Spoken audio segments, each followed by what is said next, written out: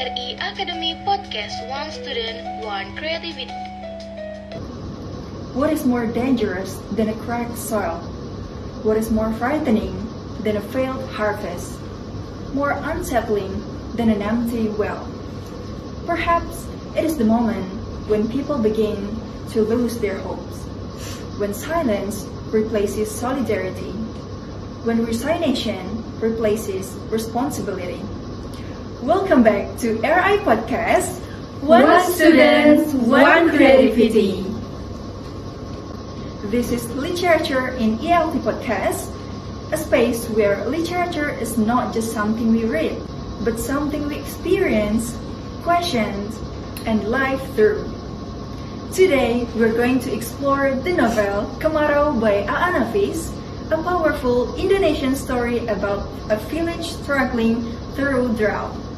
But this is not only about dry land, also a story about moral dryness, social tension, and the struggle for human resilience in difficult times.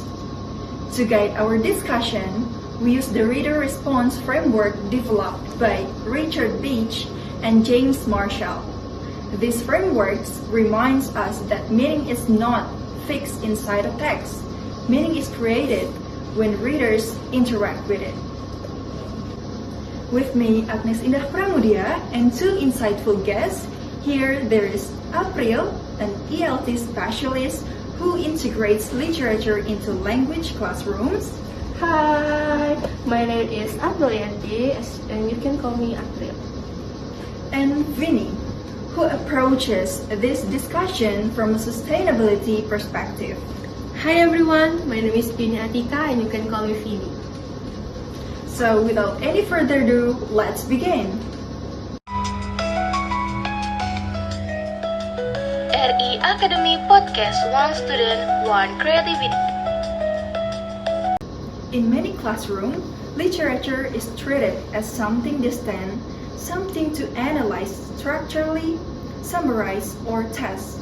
But what if literature is actually one of the most powerful tools we have to shape critical and environmentally conscious learners? April, why is the reader response approach important in ELT today? So because reading is not about passive decoding. Louis Rosenbold argued that reading is a transaction between the reader and the text. So students bring their experience, beliefs, and emotion into the reading process.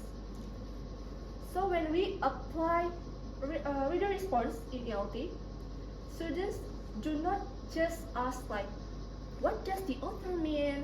But they also ask, what does this text mean to me? So, and that question changed everything. So literature becomes more than language practice? Exactly.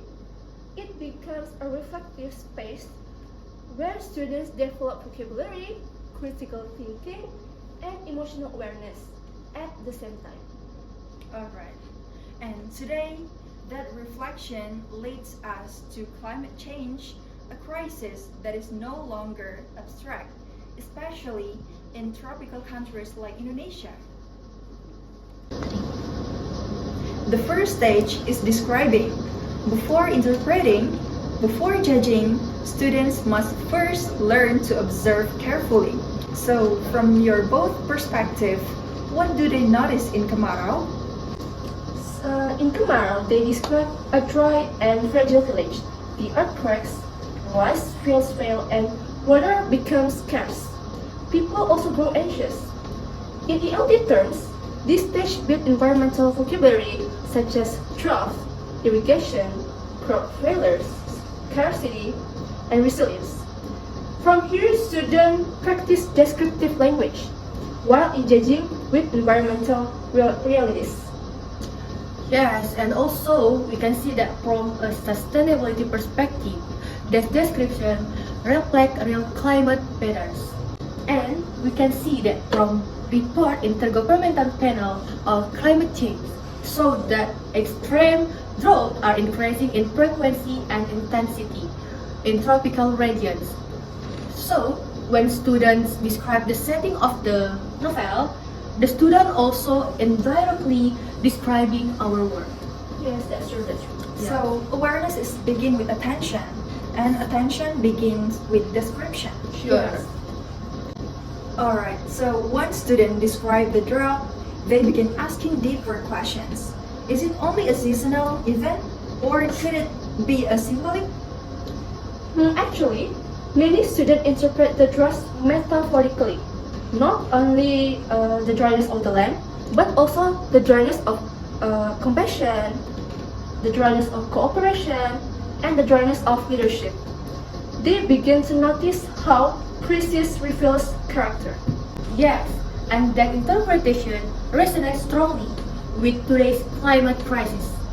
And also, we already have scientific data, we have technological solution, we have yet global action remains slow, but sometimes the drought is not in nature because it is in collective human will. Yes, it's in collective human will. Yes. Alright, so literature allows students to explore uncomfortable truths without feeling attacked. It creates distance, and through that distance is clarity. Yes. In the conceiving stage, imagination becomes central. April, what usually happens here? Actually, I asked students a simple question. I asked about, if you lived in this village, what would you do? At first, they hesitate, but finally the ideas began to flow. Like, they suggest building water reservoirs, creating community irrigation systems, and also planting drought-resistant crops. Even they try to organize the environmental education programs. It can say that they move from analysis to possibility. Yes, and that's powerful because sustainability requires imagination. And also, of course, we cannot build a better future if we cannot first imagine it. And then literature becomes a simulation phase where students can explore creative solutions. Perhaps education is not only about explaining the world, but also about rehearsing better version of it. Yes. Alright, now we enter the explanation stage, which is the analytical phase. From both of you, what is your perspective about the phase? Okay, start from here. I think students begin connecting the fictional drought to real environmental causes. They ask, is this purely natural, or does human activity play a role? Yes, and also, of course, the discussion expands to issues like deforestation, illegal logging, and then forest fires and carbon emission. And students connect literature to Indonesian environment challenges. Alright, at this point, English is no longer just a subject, it becomes a medium for global dialogue. Students are not just practicing grammar, they are practicing responsibility. Yes. Alright, when you ask students if they have experienced drought, what usually happens here? So, what usually happens here when the atmosphere changes immediately? Some students share memories of well drying up, and others also talk about haze from forest fires. Some also recall crop failures in their hometowns. Suddenly, we can say that suddenly the novel no longer feels distant. Yes, and that personal connection transfer a global crisis into a life reality. And also, when issues become personal, learning becomes meaningful. Yes, that's true. What emotion usually emerge here? Of course, sadness, and then anger, and helplessness, and also sometimes guilt. But those emotions are not distraction, they are catalysts. Yes, that's true. Because research shows that emotional engagement improves long-term learning retention. And then people act not only because they understand a problem, but because they feel connected to it. So, literature teaches empathy, and empathy fuels actions. Yes. Alright, the final stage is judging. Students evaluate the villagers' choices. Were they passive? Were they resilient? Or were they divided? But eventually, the judgment shifts inward. If I were there, would I act differently? Perhaps that is the ultimate goal of literature in ELT. Not judging characters, but examining ourselves. So, literature does not bring rain. It does not extinguish wildfires. It does not lower global temperatures. But literature shapes perspective, and perspective shapes actions. In ELT classrooms, we are not only teaching language, we are shaping future leaders, teachers, policymakers, and citizens. When students read critically, feel deeply, and imagine responsibly, educations become transformative.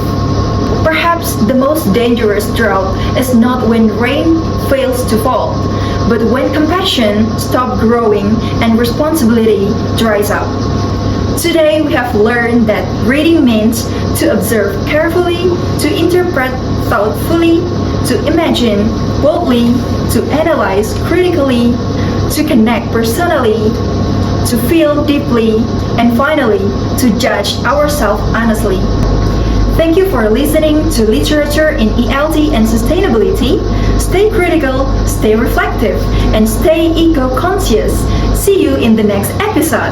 RI Podcast, One students, one creativity. See you.